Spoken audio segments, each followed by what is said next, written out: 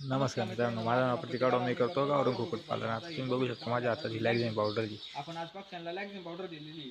तिचं प्रमाण असं गेलं की 20 लिटर पाण्यात आपण हे 20 ग्रॅम लॅक्झिन पावडर दिलेली आहे. आता 20 लिटर पाणी आपलं नाही का आज संध्याकाळी आता आपण ठेवले तर आज संध्याकाळभर आपलं नाही का एक टाइमला आपण 20 लिटर पाणी ठेवत असतो.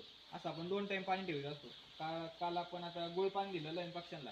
आता त्याने आणि आजचे हे लॅक्झिन पावडरने पक्ष्यांची कॅल्शियम ग्रो होतो आणि जो ट्रेस असतो ना पक्ष्यांचा तो कमी होतो. त्याच्यामुळे आपण लॅक्झिन पावडर देणार आहे आणि गुळ पाणी देत असतो. आणि तसंच प्रकारे आपण याच्यात खाद्याचं भांडं बघू शकता. आपण हे असं प्रकारे आपण काल याच्यात खाद्य ठेवलं होतं. त्याच्यातच आपण आता नाही का त्याच्यावर आपण हे आता सेट केलेलं आहे पूर्ण भांडं. आणि आपण आता इकडे बघू शकता तुम्ही का अशा प्रकारे आपण नाही का भांडे खाद्याचे फुल केलेले. आणि त्याचप्रमाणे हे पाण्याच्या भांड्याला खालून आपण स्टँड लावलेले आता. त्याने जेणे असं होतं की आपलं जे स्टँड नव्हतं ना त्या टायमिंगला पक्षी काय व्हायचा बारीक होता. आपला तो पाण्याच्या भांड्यात जायचा तो वल्ला व्हायचा. तो वल्ला झाला का गारठायचा आणि पक्षी गारटला की मरतो. त्याच्यामुळे आपल्याला ती काळजी घ्यावी लागेल. त्याच्यामुळे आपण नाही का आता पाण्याची भांड्याची हाईट वाढवलेली जेणे आपल्या पक्षाला फक्त पाणी प्यायचं त्याच्यात जाता येत नाही. तो गेला की मरतो. त्याच्यामुळे आपल्याला काळजी घ्यावी लागते.